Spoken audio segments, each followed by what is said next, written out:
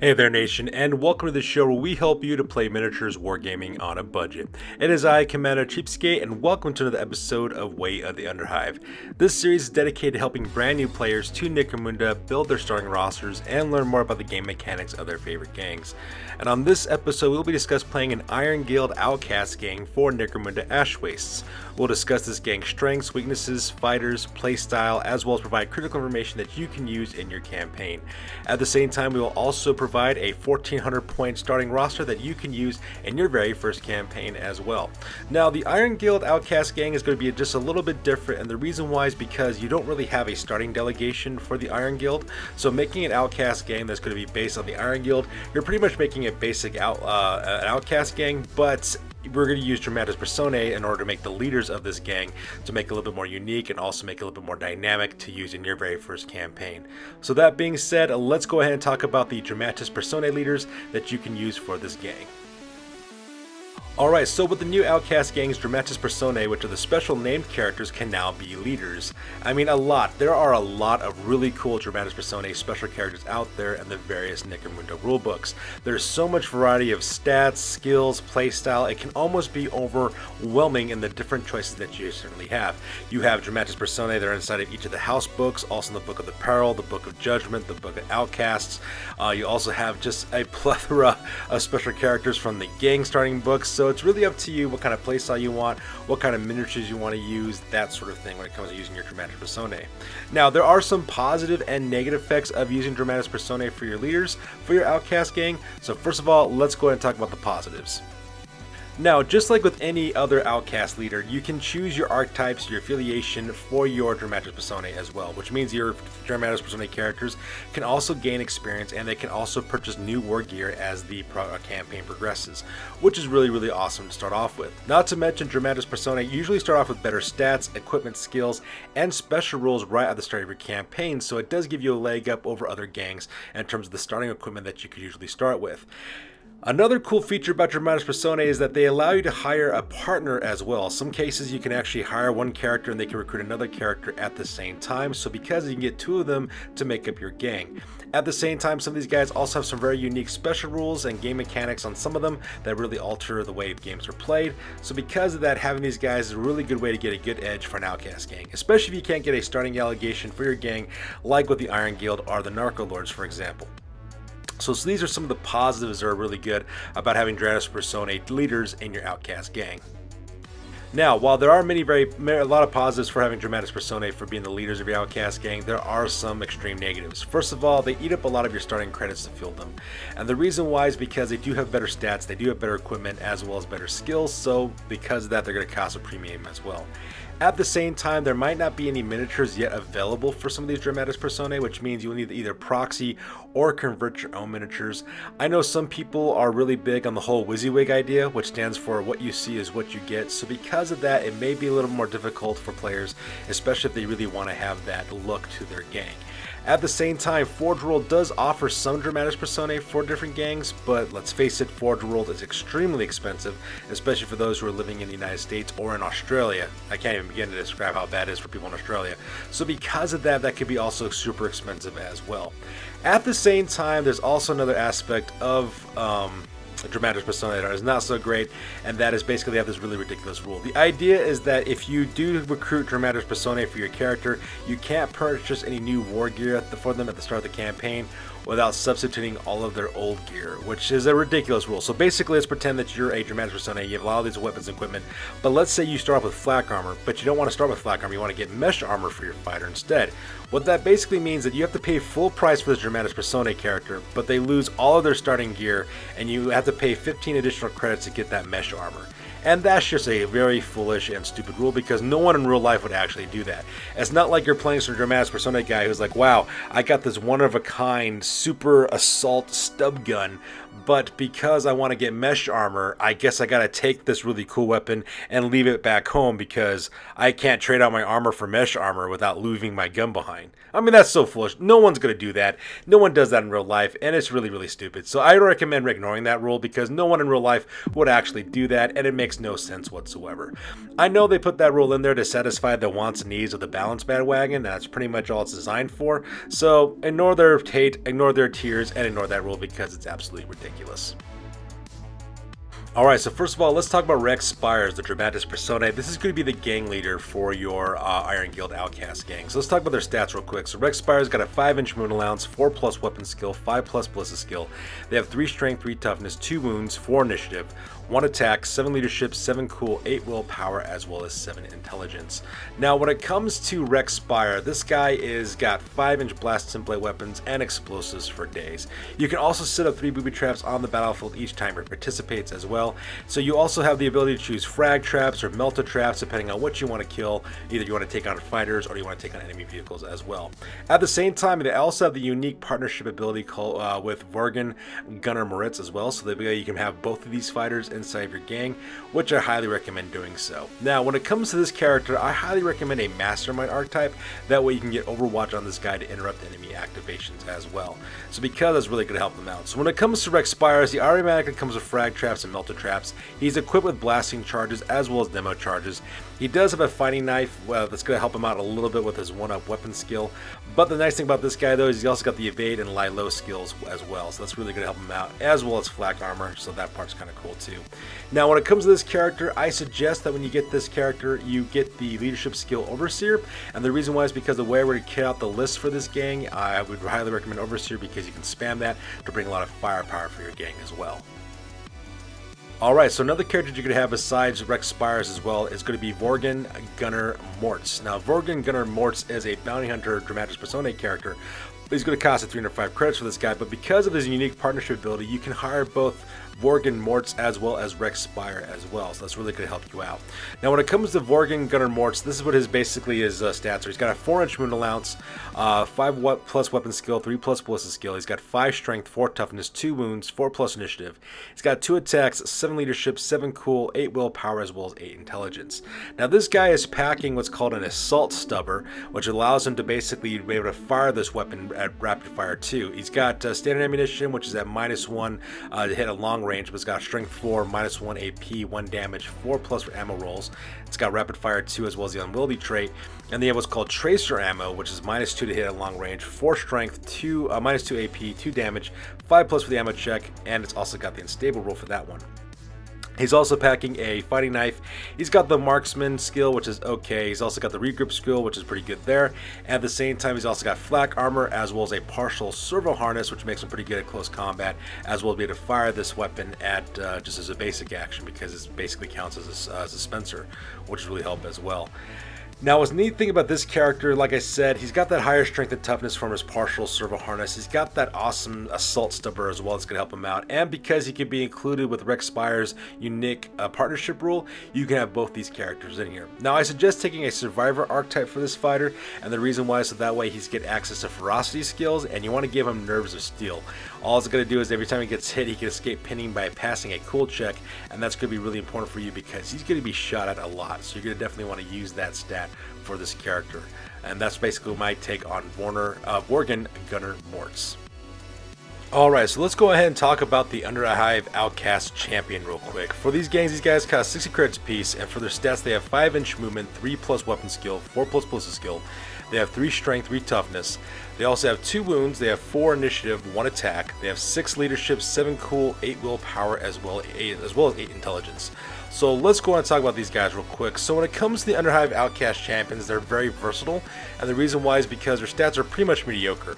Now that's both a good and a bad thing. While it might be bad because they can't excel at any one given thing, whether it's shooting or close combat, it does allow them to be able to equip a large variety of weapons and fulfill any role that you need them to fulfill within your gang as well. Now when it also comes to your guys' Underhive Outcast Champions, archetypes of course are very, very important, but the problem with these guys though is that their archetypes are very limited for their skills in my opinion. For example, they have 5 different archetypes they can choose from, but they only have 1 primary skill in each of those archetypes followed by 2 secondaries. So for example, if you were to take the Brawler archetype, Brawn would be your primary with Ferocity and Leadership as your secondaries. If you were a Gunslinger archetype, Shooting would be your primary with Agility as well as Leadership as your secondaries. For For a Survivor archetype, Ferocity would be your primary, followed by Combat and Leadership for your secondaries. For Mastermind, Cunning would be your primary, with Leadership and Savant as your secondaries. And of course, for weird archetypes, your Psychic Disciplines would be your primary, followed by Cunning and Leadership as your secondaries. Unfortunately for the champion, there are no archetypes where combat is a primary, so that is kind of limiting on what you can do. So you won't be getting any skills really to increase your combat abilities, but better weapons and equipment choices could probably help out with that as well. Now when it comes to their equipment and weapons, they can purchase pretty much anything they want to off the trading post, so long as it's within the rarity value of 8 on the trading post. So they are kind of limited in some of their choices, but the reason why that is the case is because you can take 1 champion for every 3 Hive Scum in your gang. So for example, if you have 6 Hive Scum in your gang, you can take 2 champions. If you got 9 Hive Scum, you can get 3 champions, and etc. So that's basically where the trade-off kind of comes in. And then finally, of course, we have our Underhive Outcast Hive Scum, which is your typical Ganger and Juvie level fighter for your gang. These guys cost 30 credits apiece. For their stats, they have 5-inch movement, 4+ weapon skill and ballistic skill, 3 strength and toughness. They have 1 wound, 4+ for initiative, 1 attack. They have 8+ for leadership, cool, willpower, and intelligence. And for their skill access, when they become a specialist, their primary is cunning, with ferocity as their secondary. Now, Underhive Scum, Outcast Scum, they're very mediocre, okay? But because of that, they're also very cheap to field. And even though they have very mediocre stats, they count as both gangers and Juvie level fighters for your gang, and because their stats are still so mediocre, they can fulfill many different roles in your gang. You can equip them as shooters, close combat, you can use them as support, you can use them as suicide bombers, especially now that you can also put them on waster dirt bikes. They make great pursuers on waster dirt bikes, for example. So there's a variety of things you can do with these guys to fulfill pretty much any role that you want to. And plus, if you decide to make it into a delegation gang, you can also take better weapons equipment from the delegation lists as well. So that's another cool thing about Outcast Hive Scum as well. Now, unfortunately, you cannot start your campaign with an Outcast Specialist, so that part is kind of sad. Almost every single gang can have a Specialist except for Outcast, so that part is kind of sad, but that's the kind of the trade-off. Yes, you can't get those Specialists, but right at the start, but you have so many guys you can choose from, and plus your delegations could fulfill those roles anyways, so it's not that big of an issue. So that makes up your guys' Outcast Hive Scum. Alright, so now that we're done talking about the other fighters, let's talk about the Iron Guild Outcast Gang. This is going to cost you 140 credits in order to 1,400 credits to fill these guys. First of all, your leader is Spires. It costs 315 credits. This is a Dramatis Personae with the Mastermind archetype. They got Mesh Armor, which you're going to trade with Outcast Scum number 1. We're going to talk about that here in a second. As well as a Blasting Charges, Booby Traps with Frag and Melta Traps, Demo Charges, the Evade, Lilo, as well as the Overseer skill. After that, you have Vorgen, Gunner, Mortz. It's going to cost you 305 credits for this character. You have a Dramatis Personae special character. He's also got the Survivor archetype. He's got Mesh Armor, which he's going to trade with Outcast Scum number 2. I'll talk about that in a second. He's also got a partial server harness, an assault stubber, a fighting knife, marksman skill, regroup skill, as well as nerves of steel.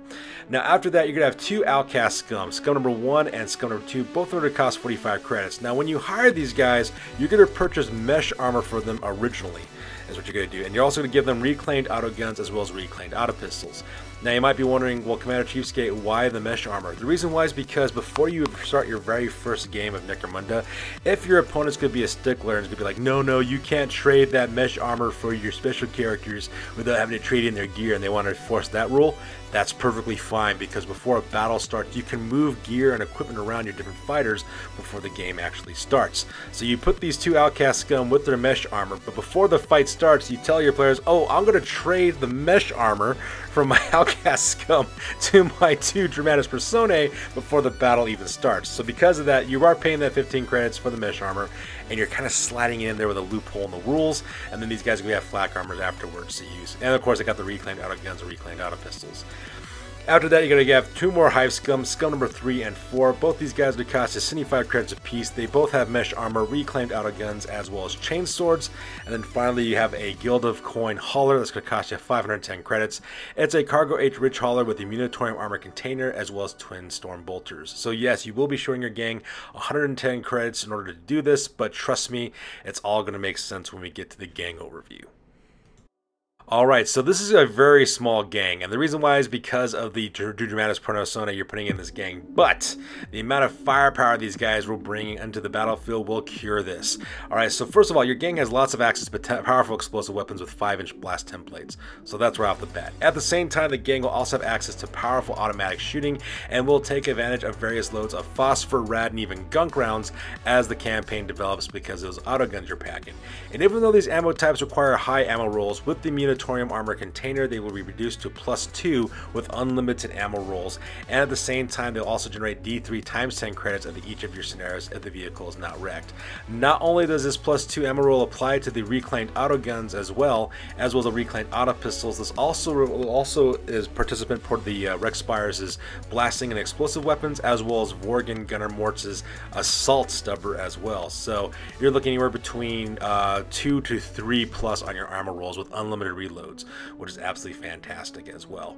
Now, at the same time, you also have 2 fire teams in this gang, 1 support fire team as well as 1 assault fire team. Now, your support fire team will consist of Rex Spires, Outcast Scum number 1, Outcast Scum number 2, and your Guild of Coin Hauler. This fire team is designed to fight from the Cargo 8 Rich Hauler, but can fight dismounted if necessary. Rex Spires will be able to set up 3 booby traps on the battlefield at any time, and they can be any combination of frag or melta traps. Rex also has access to blasting charges and demo charges, and when combined with the Munitorium armor container, it gives him a 3-up ammo roll for his ammo checks on both types of weapons. Now, when not throwing bombs, Rex can spam the Overseer ability on the Guild of Coin Hauler, and because of that, the twin Storm Bolters, which are crew operated, using that Overseer ability will technically give you 8 rapid fire, strength 4, -1 AP, 2 damage shots with 360-degree point of view, and a 4-up ammo roll. Like I said, this is bringing the Iron Rain in the most fantastically possible way as possible. And at the same time, Outcast Scum and Outcast Scum 2 number 2 can lend fire support by blasting their reclaimed autoguns and auto pistols. Now, those weapons can be further enhanced with phosphor rounds, grad rounds, shock rounds, even man-stopper rounds as the campaign develops, and they'll also get the 2-up bonus from that Munitorium armor container. After that, you have your assault fire team, which consists of Vorgen Gunner Mortz as well as Outcast Scum number 3 and Outcast Scum number 4. This fire team is designed to fight from the Cargo 8 Rich Hauler, but can fight dismounted if necessary. Vorgen takes the lead, opening off with his assault stubber, firing standard ammunition or tracer ammo as needed. He will also benefit from the Munitorium armor container by giving a 2-up and 3-up ammo roll for both those weapons. Now, he is only armed with a fighting knife for close combat, but his partial server harness will also make him strength 5, so this is not a really huge problem. I would suggest upgrading his close combat weapons as the campaign develops. Maybe something like a chainsaw would be really good, because it only costs 25 credits and can put a lot of harm out there as well. Meanwhile, Outcast Scum number 3 and Outcast Scum number 4 also support Vorgen with their auto pistols and chain swords. Plan on upgrading these fighters with man-stopper rounds as the campaign develops with their auto pistols, or get them better auto weapons later on with phosphor, rad, as well as shock rounds. That would be really cool as well. And this is what I like to call the Iron Rain Iron Guild Outcast Gang build. So in conclusion, having outcast gangs are a great way to add some diversity to a campaign, especially with Dramatis Personae as being the leaders for these outcast gangs as well. Not only do your Dramatis Personae have some really powerful options, but so do your individual outcast scum and outcast champions, and you combine with vehicles even more so. And it adds a lot of diversity to a campaign and makes things really awesome as well. So my suggestion for you is to pick out your favorite guild and head out into the Ash Wastes and bring glory as well as honor to your gang and try to regain your outcast status and go back to the ranks of your noble either houses or your guild or your criminal organization. The only thing I would tell you to look out for though is for the balanced bandwagon, because they'll scream things like overpowered and cry hateful tears of sorrow, so just drink their tears and just watch them suffer as you destroy them. So with that being said, ladies and gentlemen, that's good for this one. As always, please feel free to like, comment, and or subscribe. Your guys' input is valuable to us as always. Also check us out on Facebook, Instagram, as well as blogger.com for all those greatest hobby news related to this channel. That's good for this one, you guys. We'll catch you guys in the next one. Peace out and stay classy.